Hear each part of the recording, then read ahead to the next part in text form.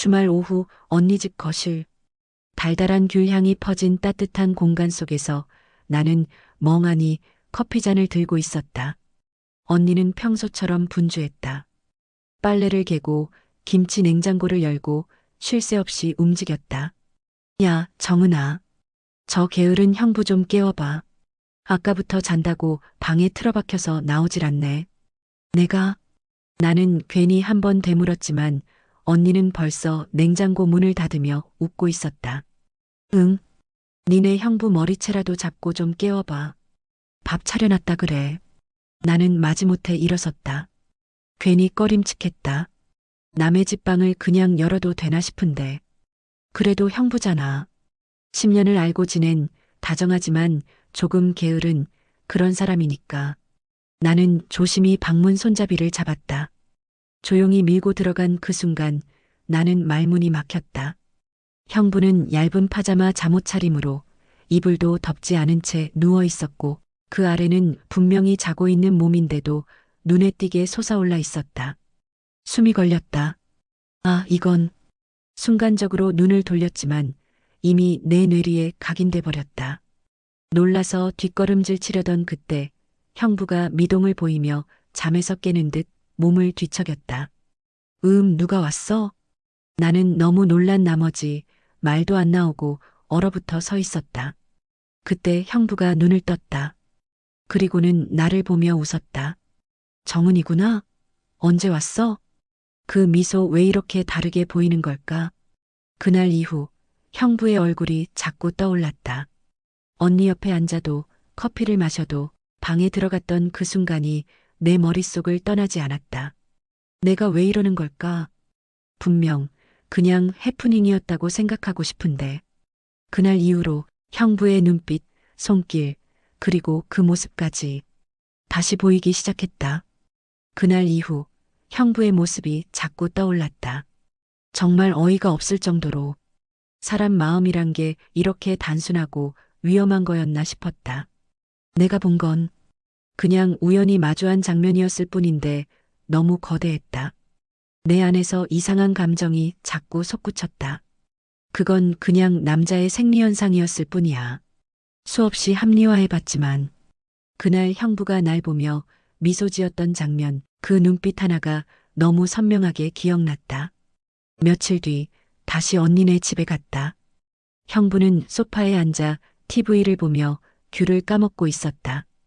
평소보다 더 단정해 보이는 셔츠 차림. 팔뚝에 핏줄이 살짝 도드라지고 뭔가 남자답게 느껴졌다. 왔네, 정은아. 형부가 나를 보며 웃는다.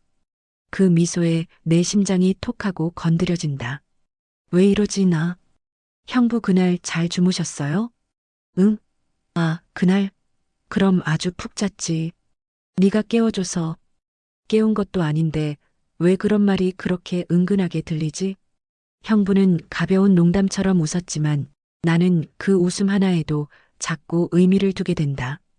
형부가 마신 물컵, 형부가 앉았던 자리에 깔린 담요, 모든 게 나를 자꾸만 흔들었다. 이건 안 돼. 이건 선을 넘는 일이야. 머리로는 계속 그렇게 말했지만 눈은 이미 형부를 쫓고 있었고 마음은 자꾸 뛰고 있었다. 사람이 마음을 갖게 되는 데는 이유도 조건도 필요하지 않더라. 그냥 눈을 떼지 못할 만큼, 자꾸만 시선이 닿을 만큼 그 사람이 다르게 보이는 순간이 오는 거다. 그리고 난 지금 형부를 그렇게 보고 있었다. 형부가 앉은 식탁 맞은편에서 나는 물을 들었다. 물잔 안에 얼음이 작게 부딪히는 소리.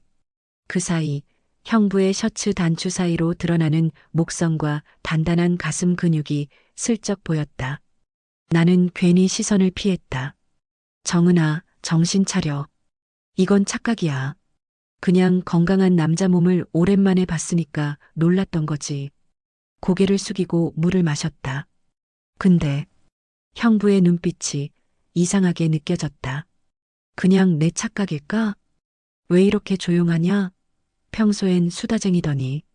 형부가 웃으며 말을 건넸다. 아, 요즘 좀 피곤해서요. 입에 맴돈 말은 그게 전부였다. 더는 아무 말도 못하겠더라. 내가 무슨 감정을 가지고 있는 건지 나조차 모르겠는 상황이었다. 식사 후 언니는 통화를 하러 잠시 베란다로 나갔다. 나 혼자 정리를 하려는데 형부가 다가왔다. 야, 그날 진짜 미안. 잠꼬대 했는지도 모르겠다. 창피하네. 형부는 장난처럼 웃었지만 나는 심장이 철렁했다. 기억하고 있었던 거야? 괜찮아요. 그럴 수도 있죠. 대답을 하면서도 얼굴이 화끈거렸다. 형부는 그런 나를 힐끔 보더니 소파로 돌아갔다. 난 아무 일도 없던 척 식기만 치우며 속으로 중얼거렸다. 이건 진짜 그냥 해프닝이야. 착각이야. 그런 감정 아니야. 근데 문득 그날 밤 꿈에서 형부가 나를 안았다. 그 품 안이 이상하리만치 따뜻했고 깨어나자마자 현실이 더 서늘했다. 며칠 후 또다시 언니에게 전화가 왔다. 정은아, 주말에 시간 되면 우리 집 좀 들를래? 형부 요즘 컨디션이 안 좋대서 보양식 좀 하려고. 응, 갈게. 그날따라 마음이 이상했다. 가슴이 막 두근거리고 거울 앞에서 화장도 괜히 더 공들여 하게 되더라. 마치 누군가를 의식하고 있는 사람처럼. 언니는 장을 보러 나가고 나와 형부 단둘이 집에 남았다. 형부는 거실에 앉아 TV를 보고 있었고 나는 부엌에서 삼계탕을 끓이고 있었다. 정은아, 나 물 좀. 형부의 목소리에 돌아보니 하얀 런닝 하나만 걸친 채 목덜미를 톡톡 두드리며 다가왔다. 갑자기 열이 확 나네. 요즘 몸이 왜 이러지? 그 모습이 너무 가까웠다. 나는 냉장고에서 생수를 꺼내 건넸다. 손끝이 스쳤고 형부의 체온이 느껴졌다. 그런데 피하지 못했다. 아니, 솔직히 말하면 피하고 싶지 않았다. 형부가 생수를 들고 나를 보며 말했다. 너 요즘 이상하다. 무슨 일 있어? 나는 멍하니 형부를 바라보다 고개를 숙였다. 아니요, 그런 거 없어요. 하지만 내 눈은 거짓말을 못했다. 형부가 나를 더 가까이 바라봤다. 그리고 한 발짝 더 다가왔다. 정은아, 진짜 왜 그래? 나한테 무슨 말하고 싶은 거 있어? 대답하지 못했다. 그저 조용히 그 자리에서 형부의 숨결을 느끼며 서 있었다. 심장이 너무 빨리 뛰어서 온몸이 떨릴 지경이었다. 형부는 눈을 피하지 않고 나를 똑바로 쳐다봤다. 하지만 결국 그는 고개를 돌렸다. 됐다. 미안. 나 요즘 예민해서 그래. 착각했나 보다. 그 말에 나는 조용히 고개를 끄덕였다. 착각 그게 더 슬펐다. 언니가 돌아오고 형부는 다시 평소처럼 조용한 가장의 얼굴로 돌아갔다. 어깨에 수건을 걸치고 소파에 앉아 스포츠 중계를 보며 딴청을 피웠다. 나는 그런 형부를 부엌 너머에서 바라보고 있었다. 사람이 어떤 감정을 품는다는 건 그렇게 거창하지 않다. 대단한 계기가 있어서 시작되는 것도 아니고 말로 다 설명할 수 있는 것도 아니다. 그저 그 사람의 존재가 자꾸만 떠오르고 눈을 마주칠 때마다 가슴 한켠이 조여오는 것처럼 아려울 뿐이다. 그날 밤 언니는 피곤하다며 먼저 방에 들어갔다. 형부는 설거지를 도와주겠다며 나와 함께 싱크대 앞에 섰다. 둘이 나란히 서 있었지만 말은 없었다. 조금만 몸을 돌리면 어깨가 스칠 거리. 물소리만 들리는 정적 속에서 숨소리마저 또렷하게 들렸다. 형부가 접시를 내 쪽으로 건넸다. 나는 받아들면서 그의 손을 다시 느꼈다. 그리고 이번엔 일부러 천천히 뺐다. 그 순간 형부의 시선이 내 얼굴을 스쳤다. 우리 둘 사이 공기가 확실히 달라져 있었다. 정은아. 형부가 조용히 입을 열었다. 네. 내 목소리도 떨리고 있었다. 혹시 나 때문에 요즘 힘들었어? 나는 아무 말도 하지 못했다. 그 대신 눈을 내리깔았다. 형부는 가볍게 한숨을 쉬었다. 그리고는 물기를 털며 조용히 말했다. 그럼 그냥 잊어버리자. 그날은 실수였고 지금은 아무 일도 없어. 그 말에 왠지 모르게 눈물이 고였다. 왜냐면 그게 정답이란 걸 알았으니까. 하지만 마음은 자꾸 아니라고 말하고 있었다. 그리고 그날 밤 잠을 이루지 못한 채 거실 소파에 앉아있던 나에게 형부가 조용히 다가왔다. 말없이 내 옆에 앉은 형부는 잠시 망설이다. 내 손등을 살짝, 아주 살짝 감싸쥐었다.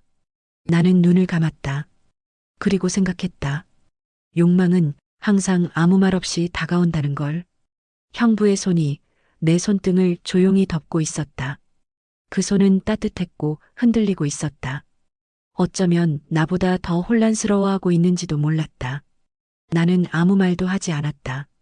그저 그 손의 온기를 말없이 느꼈다. 형부는 한참을 그렇게 앉아 있다가 조용히 입을 열었다. 우린 지금 뭘 하고 있는 걸까? 그 물음에 나는 참 바보 같은 대답을 했다. 몰라요. 사실은 알면서도 모른다고 말해야 했던 상황. 이미 마음은 넘어가 있었지만 입은 아직 허락하지 못한 감정.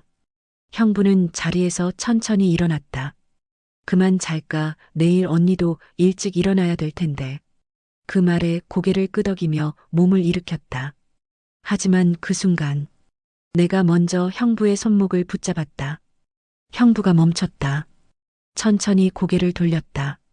나는 형부를 바라봤다. 눈물이 고인 채 말없이 그를 올려다봤다. 정은아. 그리고 내가 먼저 그의 입술에 닿았다. 작은 그러나 명확한 입맞춤. 그 안에 담긴 수많은 망설임과 갈망. 형부는 잠시 멈칫했지만 이내 나를 안았다. 그 품은 따뜻했고 안심이 되었다. 모든 걸 다 내려놓은 듯한 포옹. 그날 밤 우린 아무 말 없이 서로를 느꼈다. 오직 마음과 숨결로. 침묵은 길었고 형부는 잠든 나를 조용히 바라보았다. 그 눈빛 속에 담긴 죄책감과 애틋함, 그걸 나는 등으로 느낄 수 있었다. 그날 이후 형부는 조용했다. 아무 일도 없었던 것처럼 행동했고 나 역시 아무 말도 꺼내지 않았다. 하지만 그 침묵 속에서 우리는 서로를 더 자주 바라봤고 그 시선이 닿을 때마다 온몸이 조용히 떨렸다. 언니는 그 주말에도 집안일에 정신이 없었고 나는 아무 이유 없이 자꾸 형부의 동선을 따라 움직였다. 부엌에 가면 형부가 있었고 베란다로 나가면 형부가 담배를 피우고 있었고 물컵을 찾으면 형부가 먼저 건넸다. 이제 이런 거 하지 말자. 형부가 먼저 입을 열었다. 나는 아무 말도 하지 않았다. 정은아, 우리 지금 잘못된 길로 가고 있는 거야. 그날 밤은 그냥 실수였다고 하자. 그 말이 오히려 나를 더 아프게 했다. 그게 실수였다면 왜 이렇게 기억에 선명할까? 그날 밤도 마찬가지였다. 나는 손님방에서 혼자 누워 있었고 형부는 거실에서 TV를 켜두고 있었다. 새벽 1시를 넘기고 나는 물을 마시러 나왔다. 형부는 아직 깨어 있었다. TV 화면만이 깜빡이는 어두운 거실, 그 안에서 형부는 나를 바라봤다. 우리 둘은 아무 말 없이 마주 서 있었다. 그 어떤 대사도 없었다. 나는 천천히 소파 옆에 앉았다. 형부는 조용히 리모컨을 내려놓고 내 쪽으로 몸을 돌렸다. 그리고 나의 손을 다시 잡았다. 말없이. 이번엔 형부가 먼저 입을 맞췄다. 그리고는 그 입맞춤이 이전보다 깊고 확신에 찬 것으로 번져갔다. 아무도 없는 새벽, 우리 둘의 침묵은 더 뜨거워졌고 말 대신 서로의 몸이 마음을 대신했다. 형부의 품 안에서 아침을 맞이한 건 처음이었다. 낯선 방, 낯선 침대, 낯선 공기. 하지만 내 옆엔 분명 익숙한 사람, 언니의 남편이 누워 있었다. 이불 밖으로 삐져나온 형부의 팔, 그 아래. 어제의 흔적이 고스란히 남은 내 어깨와 목덜미. 나는 조용히 숨을 쉬었다. 다시 한번 깨닫는다. 돌이킬 수 없는 선을 넘어버렸구나. 거실로 나가보니 언니는 벌써 일어나 있었다. 커피를 내리고 웃는 얼굴로 인사를 건넸다. 잘 잤어? 피곤했을 텐데. 응, 언니는 더 피곤했겠다. 일찍 일어났네? 습관이야 뭐. 나는 애써 평소처럼 웃었다. 하지만 마음속은 거대한 죄책감이 꿈틀거리고 있었다. 형부는 늦게까지 방에서 나오지 않았다. 그리고 마주친 순간 서로 눈을 피했다. 우리 사이엔 아무 일도 없었던 것처럼. 집을 나서기 전 현관에서 신발을 신으며 형부가 조용히 말했다. 정은아, 이제 진짜 그만하자. 나는 고개를 끄덕였다. 그 말이 맞았다. 맞는데도 왜 이렇게 아플까? 버스 창밖을 보며 중얼거렸다. 우린 왜 이렇게까지 왔을까? 처음엔 그냥 형부가 낯설게 느껴졌고 단지 설렘일 뿐이었다고 믿었다. 하지만 지금은 그의 손, 숨결, 체온까지 기억하게 된 내가 있었다. 언니의 집이 멀어질수록 내 가슴은 더 복잡해졌다. 사랑이었을까? 아니면 단지 외로움의 착각이었을까? 형부에게 문자가 왔다. 우리 다시는 둘만 보지 말자. 짧고 단호한 말. 하지만 그 안에 담긴 혼란과 다짐이 느껴졌다. 나는 멍하니 휴대폰 화면만 바라봤다. 형부의 이름 옆에 떠 있는 그 말 한 줄이 이토록 가슴을 쿡 찌를 줄은 몰랐다. 며칠이 흘렀다. 언니의 집에 또 초대받았지만 나는 핑계를 대고 가지 않았다. 안 보면 괜찮아질 줄 알았는데 형부는 연락도 하지 않았다. 그 조용함이 더 아팠다. 마치 나 혼자만 미련을 갖고 있는 것 같았다. 그날 밤 혼자 와인을 마시고 있다가 나도 모르게 형부에게 전화를 걸었다. 여보세요? 형부의 목소리가 들리는 순간 숨이 막히는 듯 했다. 그날 그건 무슨 말을 하고 싶었는지 나도 몰랐다. 하지만 형부는 말을 끊었다. 정은아, 그만하자. 우리 너무 위험했어. 난 네 언니의 남편이야.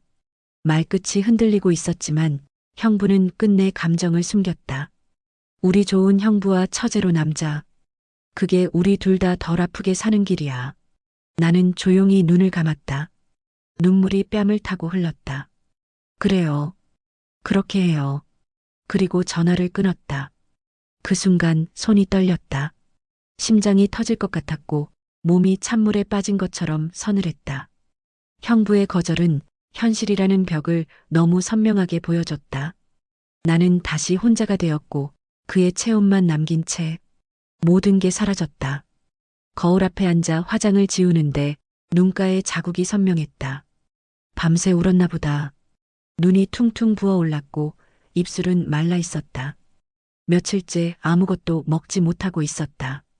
형부의 말이 귓가에서 맴돌았다. 좋은 형부와 처제로 남자. 그 한마디에 내 감정은 산산조각이 났다. 언니에게 전화가 왔다. 정은아, 왜 요즘 안 와? 형부도 걱정하더라. 그 말에 나는 웃을 뻔했다. 형부가 날 걱정한다고? 그냥 바빴어, 언니. 일도 좀 많고 밥 잘 챙겨 먹고 다녀. 얼굴 못 본지 오래돼서 좀 서운하네. 언니의 그 따뜻한 목소리에 나는 갑자기 눈물이 왈칵 쏟아졌다. 언니 미안해. 응? 뭘 갑자기 미안해? 그냥 다. 언니한테 미안해서. 언니는 아무것도 모른다. 내가 언니의 남편을 안았다는 것도, 같은 집안에서 몇 번의 밤을 함께 보냈다는 것도, 그리고 지금도 마음 한구석에 형부가 여전히 자리하고 있다는 것도. 전화기를 끊고 침대에 엎드려 소리 없이 울었다. 사랑이라 믿었던 감정, 그게 진짜였는지는 모르겠다. 하지만 단 하나는 분명했다. 나는 지금 너무 아프고 너무 미안했다. 형부의 말이 맞다. 우린 더 이상 그 선을 넘어서는 안 된다. 하지만 그 선 아래에서 나는 무너지고 있었다. 늦은 밤 갑작스레 형부에게서 문자가 왔다. 잠깐 볼 수 있을까? 미안하지만 마지막으로. 심장이 멈춘 줄 알았다. 떨리는 손으로 응이라고 답장을 보내고 코트를 걸쳐 입었다. 비가 부슬부슬 내리고 있었다. 형부는 차 안에서 나를 기다리고 있었다. 익숙한 향기, 익숙한 눈빛. 하지만 오늘은 뭔가 다르다. 모든 게 마지막처럼 조용하고 무겁다. 차 안에는 말이 없었다. 우리는 말없이 강변 쪽으로 차를 몰았고 사람 없는 골목의 작은 모텔 앞에서 멈췄다. 정은아, 오늘이 마지막이야. 이제 정말 끝내자. 나는 아무 말도 하지 못했다. 눈물이 쏟아질 것 같아서. 방 안은 고요했다. 형부는 등을 돌리고 조용히 셔츠를 벗었다. 나는 천천히 다가가 그의 등을 안았다. 왜 하필 언니 남편이었을까? 속삭이듯 새어나온 말. 형부는 대답하지 않았다. 그저 내 손을 꼭 쥐었다. 우리는 말없이 입을 맞췄다. 몸이 닿고 마음이 닿고 그 안에서 서로를 천천히, 아주 천천히 마주했다. 그 밤엔 뜨거움도 있었지만 더 많았던 건 울음이었다. 숨죽인 울음. 내가 울고 형부도 조용히 눈을 감았다. 그렇게 우리는 조용히 사랑했고 아무도 모르게 작별했다. 형부는 내 이마에 마지막 키스를 남기고 말했다. 이제 다시 돌아가자. 우리 각자의 자리로. 그날 이후 형부는 다시 연락하지 않았다. 나도 아무 말도 하지 않았다. 우리는 그렇게 서로를 완전히 끊어냈다. 언니의 집도 가지 않았다. 그 공간을 마주할 자신이 없었다. 형부의 향기, 체온, 목소리. 그 모든 게 아직도 내 안에 남아 있어서 밤이 깊을수록 나는 자꾸 그날의 형부를 떠올렸다. 눈을 감아도 보이고 가슴을 쳐도 지워지지 않았다. 사랑이 아니었다면 왜 이렇게 아플까? 욕망 때문이었다고 치부하기엔 그 품이 너무 따뜻했고 그 눈빛이 너무 진지했으며 그 손길이 너무 다정했다. 내가 사랑한 사람은 언니의 남편이었다. 그 사실 하나가 모든 걸 죄로 만들었다. 하지만 그 죄 안에는 분명히 사랑이 있었다. 시간이 흐르고 나는 조금씩 일상으로 돌아가고 있다. 형부를 잊은 건 아니지만 그를 떠나보낼 용기는 생겼다. 이제 나는 안다. 어떤 사랑은 시작되는 순간부터 끝날 수밖에 없는 운명이었다는 걸. 이야기를 듣고 있는 당신에게 묻고 싶다. 만약 당신이었다면 그때 그 손을 잡지 않았을 수 있었을까?